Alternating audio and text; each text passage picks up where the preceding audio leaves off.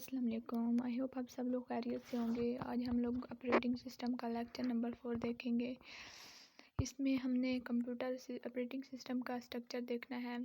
उसको हमने third lecture में भी देखा था, अभी वही कंटिन्यूड है। उसमें वो बता रहे हैं कि लेयर अप्रोच जो होती है हमारे पास, उसको हम इम्प्लीमेंट करने के लिए मॉड्यूलराइजेशन यूज़ करते हैं। मतलब मॉड्यूल्स को यूज़ करके जो हम ऑपरेटिंग सिस्टम इम्प्लीमेंट करते हैं उसको हम लेयर्ड अप्रोच के टाइप में ले आते हैं। डाटा स्ट्रक्चर के लेयर्ड अप्रोच, इसमें क्या होता है कि हमारे पास बॉटम लेयर पर हार्डवेयर मौजूद होता है और हाईएस्ट लेयर जो टॉप लेयर होती है उस पर हमारे पास यूज़र इंटरफेस मौजूद होता है। और हर जो लेयर होती है वो अपने से बॉटम वाली लेयर की जो होती है सर्विसेज उसको इन्वोक करती है, और टॉप लेयर जो होती है अपने से टॉप वाली लेयर को सर्विसेज प्रोवाइड करती है। ठीक है, यहाँ से डायग्राम में देखें, उन्होंने बताया हुआ है कि जो हमारे पास एम लेयर है वो M-1 लेयर की सर्विसेज को इन्वोक कर रही है, और M-1 सर्विस जो है हमारे पास लेयर वो अपने से ऊपर वाली एम लेयर को सर्विसेज प्रोवाइड कर रही है, और इसी तरह से सर्विसेज इन्वोक होती हैं। तो हमारे पास जो लेयर्ड अप्रोच में एडवांटेज जो है वो क्या है, मॉड्यूलैरिटी। मतलब हम अपने जो कोड होता है या जिसके ज़रिए से ऑपरेटिंग सिस्टम बना होता है, जिस प्रोग्राम के ज़रिए वो उनको हम मॉड्यूल्स में डिवाइड कर लेते हैं। ठीक है, और हर मॉड्यूल पर लेयर्स बनी होती हैं, और लोअर लेयर जो होती है वो सर्विसेज प्रोवाइड करती है अपने से ऊपर वाली लेयर को, और इसको डीबग करना और वेरीफाई करना आसान हो जाता है। और इसमें मेजर डिफ़िकल्टी क्या है, इसमें मेजर डिफ़िकल्टी ये है कि हम लेयर अप्रोच को डिफ़ाइन करते वक्त हमें careful definition of layer define करनी पड़ती है। मतलब ये कि जब हम इसकी डिफ़ाइन करते हैं या जब हम अब लेयर्ड वाला सिस्टम बनाते हैं तो हमें इसको केयरफुली बनाना पड़ता है, क्योंकि हर लेयर जो होती है वो अपने से बॉटम लेयर को सर्विसेज को कॉल करती है। तो इस तरह से हमारे पास सिस्टम कॉल का ओवरहेड बढ़ जाता है। मतलब कि पीसीबी का जो काम होता है, पीसीबी का प्रोसेस कंट्रोल ब्लॉक का काम जो होता है वो बढ़ जाता है। यूज़फुल एक्टिविटी नहीं होती, प्रोसेसिंग का ज़्यादा टाइम प्रोसेस को सेव करना और एग्जीक्यूट करने में लग जाता है, ना कि प्रोसेस को एग्जीक्यूट करने में। ठीक है, तो इस तरह से हमारे पास the operating system is example of layered approach define. तो हमारे पास द ऑपरेटिंग सिस्टम जो है वो हमारे पास एग्जाम्पल है लेयर्ड अप्रोच की। और ये जो लेयर्ड अप्रोच लेयर्स वाला होता है ऑपरेटिंग सिस्टम, वो नॉन लेयर ऑपरेटिंग सिस्टम से थोड़ा स्लो होता है, क्योंकि इसमें लेयर्ड होती हैं तो हर लेयर जो होती है उसको अपने से बॉटम वाली लेयर को सिस्टम कॉल करनी पड़ती है। इस वजह से इसका ओवरहेड बढ़ जाता है। आगे है माइक्रो कर्नल। इसमें क्या होता है कि हमने पढ़ा था कि हमारे पास एक होता है कर्नल मोड और एक होता है यूज़र मोड। कर्नल मोड में जो सर्विसेज होती हैं वो ऑपरेटिंग सिस्टम कोई ऑपरेशन परफॉर्म करना उसके लिए इस्तेमाल होती हैं, और यूज़र मोड में जो हम एप्लीकेशन प्रोग्राम या यूज़र का कोई अगर प्रोग्राम रन करना है तो वो यूज़र मोड में रन होता है। तो कर्नल की जो इंस्ट्रक्शन होती है वो कर्नल मोड में पड़ी होती हैं। ठीक है, तो कर्नल में अब वो कह रहे हैं कि माइक्रो कर्नल क्या होता है कि हम नॉन इसेंशियल कंपोनेंट जो होते हैं वो कर्नल से रिमूव कर देते हैं, और उसको यूज़र लेवल या यूज़र का जो मोड होता है उसमें ऐड कर देते हैं। ठीक है, तो इस तरह से क्या होता है कि एफिशिएंसी बढ़ जाती है और हम ऑपरेटिंग सिस्टम को ज़्यादा एफिशिएंटली यूज़ कर सकते हैं। तो जैसे हमारे पास होता है इनपुट आउटपुट इंस्ट्रक्शन जो होती हैं वो हमारे पास पहले हमने कर्नल में रखी थी, ताकि हमारे पास प्रिविलेज इंस्ट्रक्शन जो होती हैं वो अलग रहें और यूज़र वाली इंस्ट्रक्शन जो है वो अलग रहें। लेकिन अब वो कह रहे हैं कि माइक्रो कर्नल का ये फ़ायदा है कि हम ऐसे कर सकते हैं कि जो हमारे पास नॉन एसेंशियल कंपोनेंट है कर्नल से निकाल के उसको यूज़र मोड में रख दें। इससे क्या फ़ायदा होता है कि हमारे पास जो होता है operating system easy two port हो जाता है, सिक्योर होता है, रिलायबल होता है, और बहुत सारी सर्विसेज जो हैं वो यूज़र मोड में होती हैं बजाय के कर्नल मोड में। इसकी एग्जांपल कौन कौन सी हैं, Mac OS X server, QNX, OS2 and window NT are example of micro kernel based operating system. ठीक है, तो उन्होंने कहा हुआ है कि हमारे पास विंडोज़ अलग हो जाती हैं। विंडो एंटी की उन्होंने इधर एग्जांपल दी हुई है कि उन्होंने कहा हुआ है कि उसका जो उसकी एप्लीकेशन है अलग है और सर्वर अलग है, ठीक है। मतलब कि एप्लीकेशन और उसके जो सारे यूज़र इंस्ट्रक्शन होंगी वो अलग होंगी और कर्नल अलग होगी। इसका फ़ायदा क्या होगा कि हम ऑपरेटिंग सिस्टम को मुख्तलिफ डिवाइस या मुख्तलिफ टाइप की मशीन पर मतलब ट्रांसफ़र कर सकते हैं, ठीक है। आगे उन्होंने बताया है वर्चुअल मशीन।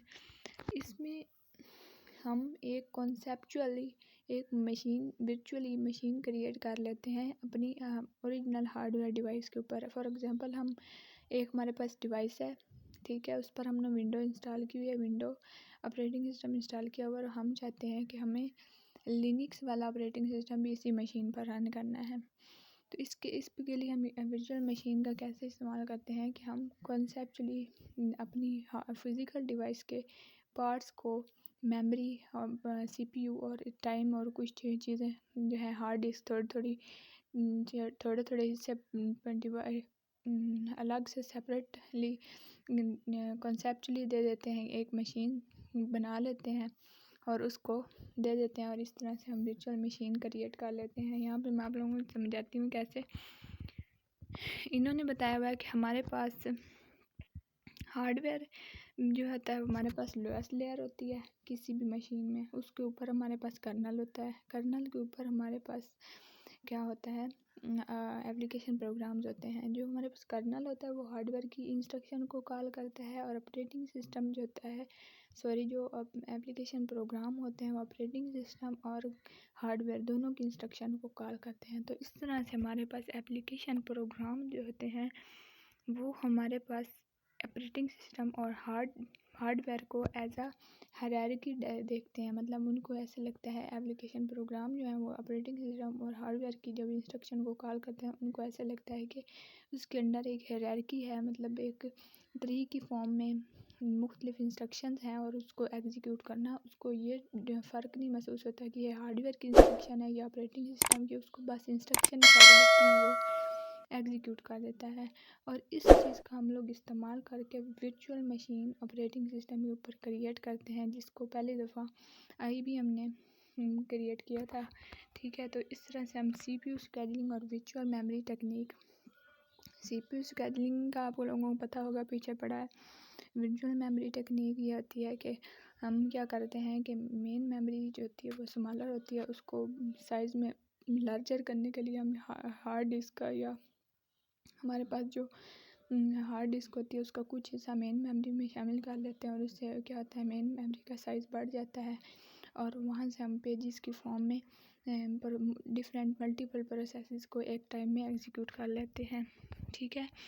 तो उसका इस्तेमाल करके हम लोग वर्चुअल मशीन क्रिएट कर लेते हैं। वर्चुअल मशीन जो होती है उसके कोई एडिशनल फंक्शनैलिटी नहीं होती।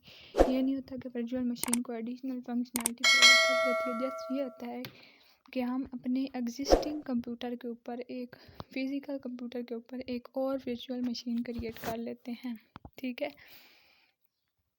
मतलब कि एक सिस्टम के ऊपर दो मशीन्स काम कर लेती हैं। फॉर एग्जांपल यहाँ पर उन्होंने दिखाया हुआ है कि आम प्रोसेस जो होता है क्या होता है, हार्डवेयर होता है, उसके ऊपर कर्नल होता है और उसके ऊपर प्रोसेसेस होते हैं। लेकिन जब हम वर्चुअल मशीन क्रिएट करते हैं तो हार्डवेयर के ऊपर वर्चुअल मशीन इम्प्लीमेंट करते हैं और वर्चुअल मशीन जो होती है वो हमारे पास एक अलग से कर्नल इम्प्लीमेंट कर देती है, एक वर्चुअल मशीन का और एक अपना मशीन का। तो इस तरह से वर्चुअल मशीन के प्रोसेसेस अलग काम करते रहते हैं और जो हमारी मशीन जिसके ऊपर हम वर्चुअल मशीन क्रिएट करते हैं उसके प्रोसेसेस अलग चलते हैं। यहाँ उन्होंने बताया हुआ है कि वर्चुअल मशीन का जो कॉन्सेप्ट है ये हमारे पास यूज़फुल है, बहुत ही यूज़फुल है, क्योंकि हम जिस मशीन पर हम विंडोज़ रन कर रहे हैं उसी के ऊपर हम वर्चुअल मशीन इंस्टॉल करके हम लोग ऐसा सिस्टम क्रिएट कर लेते हैं जिस पे हम लिनक्स मतलब कि इंस्टॉल कर सकते हैं। लेकिन ये क्या होता है, डिफ़िकल्ट टू इम्प्लीमेंट होता है। इसके प्राइमरी 2 एडवांटेजेस होते हैं। एक एडवांटेज इसका ये है कि हम क्या है प्रोटेक्ट कर लेते हैं सिस्टम और रिसोर्सेज को।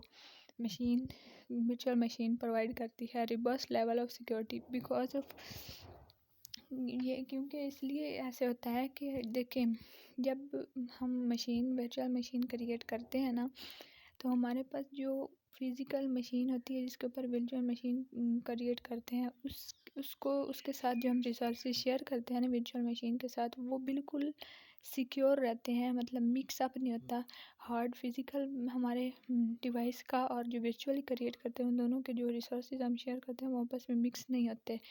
इसको हम रिवर्स लेवल ऑफ सिक्योरिटी कहते हैं, ठीक है। तो आगे उन्होंने बताया Java virtual machine load verify and execute the program have been translated into Java byte code. तो हमें इसमें बताया हुआ है कि उन्होंने कि वर्चुअल मशीन जो होती है जब हम क्रिएट करते हैं तो उसको पहले हमारे पास जो कोड होता है, कोई भी कोड हो, सी लैंग्वेज का हो, किसी भी लैंग्वेज का हो, वर्चुअल मशीन पर जो हमने कोड रन करना होता है वो क्या करता है, पहले उसको बाइट कोड में कन्वर्ट करता है और फिर इसको अंडरलाइंग हार्डवेयर के ऊपर एग्जीक्यूट करता है, ठीक है। वर्चुअल मशीन का एक ये भी फ़ायदा होता है कि हम वर्चुअल मशीन के ऊपर जो कोड हम एग्जीक्यूट करते हैं वो किसी भी अंडरलाइंग हार्डवेयर के ऊपर हम एग्जीक्यूट कर सकते हैं, ठीक है। मतलब कि जो हमारे पास बाइट कोड होता है ना वो मशीन डिपेंडेंट नहीं होता, बस सिंपली ये कहना था, ठीक है। और इसका उन्होंने एग्जांपल दी है कि हम ऐसे कर सकते हैं कि हम ऑपरेटिंग सिस्टम विंडोज़ प्लेटफॉर्म है, ठीक है, उस पर हम वर्चुअल मशीन इंस्टॉल कर दें तो वो मेरे लिए क्या करेगा, ऑपरेटिंग सिस्टम के ऊपर लिनक्स भी हम चला सकते हैं, ठीक है। तो इसको इम्प्लीमेंट करने का तरीका भी इन्होंने बताया हुआ होगा कहीं ना कहीं। तो यहाँ पर देखेंगे उन्होंने क्या कहा है कि हमारे पास पहले हार्डवेयर है, कोई भी होस्ट सिस्टम या कोई भी, तो उसके ऊपर जावा इंटरप्रेटर है, वो वेरीफाई करेगा, फिर उसको क्लास लोडर, मतलब क्या है कि जब हम बाइट कोड में कन्वर्ट करते हैं किसी भी बाइट मौजूद कोड को हम बाइट कोड में कन्वर्ट करने के लिए उसको क्या करते हैं, जावा क्लास फाइल बना देते हैं। तो वो क्लास फाइल जो होती है वो बाइट कोड होता है और बाइट कोड जो होता है वो वर्चुअल मशीन रन करती है, ठीक है। तो आगे उन्होंने बताया हुआ है कि सिस्टम डिज़ाइन एंड इम्प्लीमेंटेशन, ठीक है, हम ऑपरेटिंग सिस्टम को डिज़ाइन कैसे करते हैं और इम्प्लीमेंट कैसे करते हैं। सबसे जो हमारे पास डिज़ाइनिंग गोल इतना इम्पोर्टेंट नहीं है पेपर पॉइंट ऑफ व्यू से, लेकिन मैं आपको सिंपल सा बता देती हूँ कि हम जब ऑपरेटिंग सिस्टम को डिज़ाइन करते हैं तो उसमें हमारे पास 2 इम्पोर्टेंट गोल होते हैं, एक मैकेनिज़्म है पॉलिसी। मैकेनिज़्म जो है वो डिफ़ाइन करता है how to do something, means ये कि हमने किसी चीज़ को कैसे इम्प्लीमेंट करता है और इसके लिए सीपीयू की प्रोटेक्शन कैसे होगी। और पॉलिसी में ये डिफ़ाइन करते हैं determine what will be done, कि हम लोगों ने करना क्या था और हो क्या रहा है, ठीक है, हो क्या रहा है, इस पॉलिसी को हम लोग क्या कहते हैं, व्हाट विल बी डन। तो इन दोनों को पॉलिसी और मैकेनिज़्म ये इम्पोर्टेंट इसलिए है कि इससे हमारे पास फ्लेक्सिबिलिटी बढ़ जाती है। मतलब कि है क्या है कि जब हम प्रोग्राम लिखते हैं किसी भी ऑपरेटिंग सिस्टम को डिज़ाइन करने के लिए, जब हम मैकेनिज़्म और पॉलिसी को अलग अलग डिफ़ाइन कर देते हैं तो इस तरह से हमारे पास सिस्टम की administration set of initial values counter before booting the system, means क्या है कि हमारे पास उसको कोड को मैनेज करना या उसको मतलब मेंटेन करना इजी हो जाता है, ठीक है। उसके बाद है implementation. Operating system is to design in must be implemented. Obviously अगर हमने ऑपरेटिंग सिस्टम को डिज़ाइन किया है तो उसको इम्प्लीमेंट भी करना होता है। तो इम्प्लीमेंट करने के लिए हम असेंबली लैंग्वेज में भी इम्प्लीमेंट कर सकते हैं, लेकिन आजकल बहुत सारे जो है हाई लेवल लैंग्वेज में भी ऑपरेटिंग सिस्टम इम्प्लीमेंट किया जा सकता है, सी और C++ में, ठीक है। तो हमें हाई लेवल लैंग्वेज में ईजी हो जाता है और पोर्ट करना और ईजी टू अंडरस्टैंड हो जाता है, ठीक है। उसके बाद है यूनिक्स लिनक्स की डायरेक्टरीज, ठीक है। यूनिक्स और लिनक्स की डायरेक्टरीज में अब पहले हम लोग देखेंगे कि हमारे पास डेनिस रेचाई और केन थॉम्पसन ने यूनिक्स और लिनक्स सिस्टम जो है वो उन्होंने डिफ़ाइन किए थे बेल लैब्स में 1969 में। इनिशियली ये असेंबली लैंग्वेज में लिखे गए थे, ठीक है। इसको बिट लेटर कहा गया, ठीक है, बिट कहा गया और बाद में इसको बी और सी में कन्वर्ट कर दिया गया। और उसके बाद लिनस टॉर्वाल्ड से अंडर ग्रेजुएट यूनिवर्सिटी के स्टूडेंट थे वो, और उन्होंने और इस 2 स्टूडेंट्स और ने मिलके लिनक्स ऑपरेटिंग सिस्टम 1991 में बनाया और इसके पॉपुलर ऑपरेटिंग सिस्टम था, ठीक है। और इसमें हायरार्किकल स्ट्रक्चर था यूनिक्स में। रूट डायरेक्टरी को हम स्लैश से डिनोट करते थे इसमें, ठीक है। उसके बाद डायरेक्टरी जो होती है वो आमतौर पर हम लिनक्स में इसी को कहते हैं, जैसे विंडो में हम फोल्डर कहते हैं ना, उसी को हम यूनिक्स में क्या कहते हैं, डायरेक्टरी। तो डायरेक्टरी स्ट्रक्चर जो होती है एक्चुअली हम विंडोज़ में सिंपली राइट क्लिक कर लेते हैं और फोल्डर बना लेते हैं, लेकिन यूनिक्स जो होता है ये एक ऐसा ऑपरेटिंग सिस्टम है जिसमें हम लोग राइट क्लिक से फोल्डर नहीं बनाते, बल्कि हमें हर काम जो है कुछ भी करना है वो हम कैसे करते हैं, कमांड लिख कर करते हैं। तो हमें अगर फोल्डर बनाना है, सिंपली डायरेक्टरी बनानी है, तो उसके लिए भी हमें कमांड लाइन इंटरप्रेटर यूज़ करना पड़ेगा और उस कमांड के ज़रिए से हमें फोल्डर क्रिएट करना होता है, ठीक है। तो हमारे पास जो होता है स्लैश यूज़ करते हैं हर डायरेक्टरी को सेपरेट करने के लिए।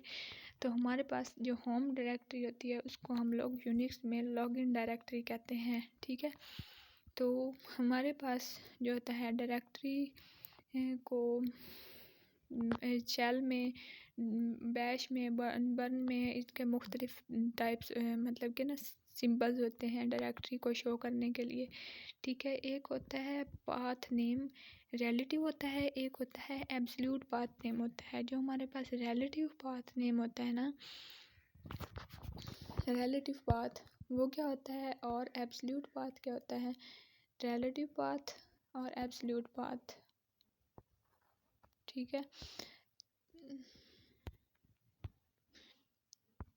रिलेटिव पाथ जो होता है उसका हम कैसे लिखते हैं कि हम सिर्फ हमने जिस में फ़ाइल रखी हुई है, जिस फोल्डर में फ़ाइल रखी है उसकी जो मेन डायरेक्टरी जिसमें वो पड़ा हुआ है, ठीक है, उसका नाम बता दें। तो ये हमारे पास रिलेटिव पाथ होगा। एब्सोल्यूट पाथ क्या होगा कि शुरू से रूट डायरेक्टरी से स्टार्ट करके एंड तक जहाँ पर हमारी फ़ाइल पड़ी हुई, जैसे ये लिखा हुआ है /user/include/system/param.h, ये हमारे पास एक एब्सोल्यूट पाथ है। लेकिन अगर हम सिर्फ ये बता दें कि मेरे कोर्सेज़ की डायरेक्टरी में CS604 की फ़ाइल पड़ी हुई है, तो ये क्या होगा, रिलेटिव पाथ होगा। मीन्स कि अगर हम रूट से शुरू करके सारा हम डिफ़ाइन करते हैं तो ये एक एब्सोल्यूट पाथ नेम है। और अगर सिर्फ हम सिंपल थोड़ा सा अपने फोल्डर का और फाइल नेम का बताते हैं तो ये हमारे पास रिलेटिव पाथ है, ठीक है।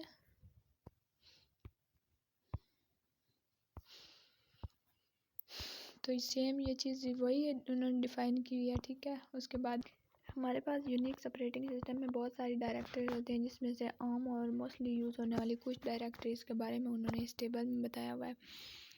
सबसे पहले हमारे पास रूट डायरेक्टरी होती है, ये एक इम्पॉर्टेंट डायरेक्टरी है। और हमारे पास सबसे जो मेन डायरेक्टरी या पूरी ट्री हायरार्की जो हमारे पास होती है किसी भी डायरेक्टरी सिस्टम में, उसमें जो मेन डायरेक्टरी होती है, जैसे विंडोज़ में हमारे पास C और D ड्राइव जो होती है, ड्राइव जो हमारे पास बनी होती है, उसके अंदर बाकी सारे हमने फोल्डर्स या फाइल रखी होती हैं। इसी तरह यूनिक्स ऑपरेटिंग सिस्टम में स्लैश जो डायरेक्टरी जो होती है वो हमारे पास रूट होती है और उसके नीचे सारी डायरेक्टरीज हम रखते हैं, स्टोर करते हैं, ठीक है। उसके बाद बिन डायरेक्टरी होती है, ये हमारे पास बाइनरी एग्जीक्यूटेबल फाइल्स जो होती हैं वो हमारे पास इसमें आती है।